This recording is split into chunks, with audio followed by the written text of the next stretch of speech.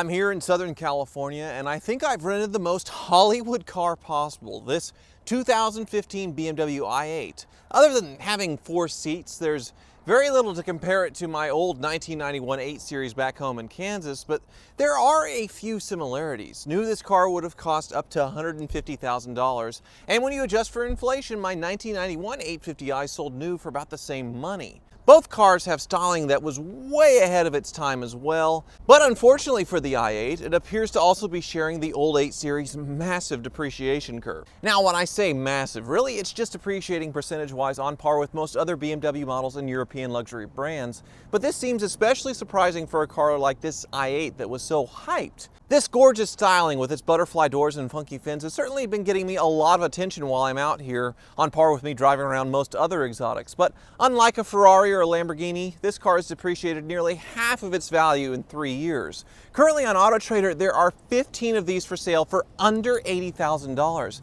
And a few of these are BMW dealer certified pre-owned units, so it's not like all the cheap ones are hoopties. For a supercar to depreciate that much is pretty unheard of, but the BMW i8 isn't a supercar. It was never intended to be in that category, and I have zero idea what segment it belongs in. I would say it's more of a sports car as it handles like one, but it's practical with the rear seats like a Grand Touring car, but it doesn't measure up to being a Grand Touring car because they decided to put a Mini Cooper 4-cylinder in the back to make it a Prius-like hybrid. It's also not very comfortable. At the i8's original price, there's so many good options for each of those segments. Nobody would buy this thing as a sports car because of the Mini Cooper hybrid drivetrain, and a new Ford Mustang GT could outperform it, as well as just about every M-Performance car in BMW's arsenal.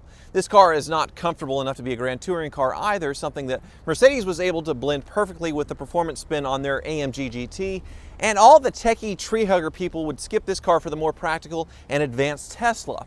Oh, and every car in the Tesla lineup could annihilate this i8 in a drag race. So really, nobody was ever going to pony up $150,000 for one of these, but plenty of people leased them at a much lower payment since it was probably expected to hold its value much better than it did.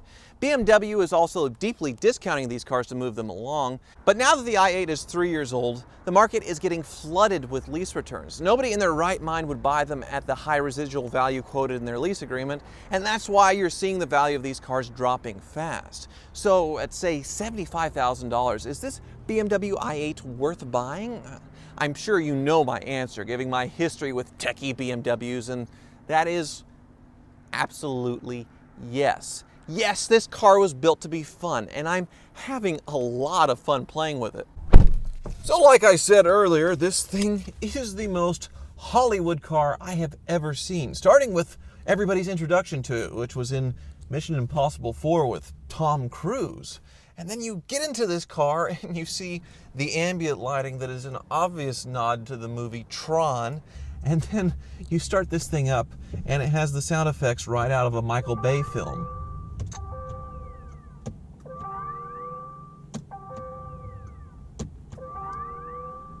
Autobots assemble! Now, this cool futuristic startup noise serves no purpose other than to let you know that the car is on, since the motor doesn't kick on like a Prius, and it's just totally fake. There's no electric whizzing of this car starting up. It's totally silent. And unfortunately, the fake Hollywood part of this car continues, and I still haven't quite figured out this shifter yet.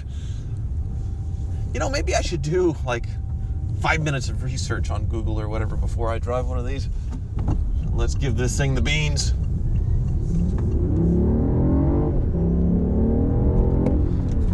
Now, that sounds pretty good, right? But it is totally 100% fake. They are piping the engine noise through the speakers of the car to make it sound cooler. Why invest in an expensive exhaust system when you can just make it pipe through the speakers?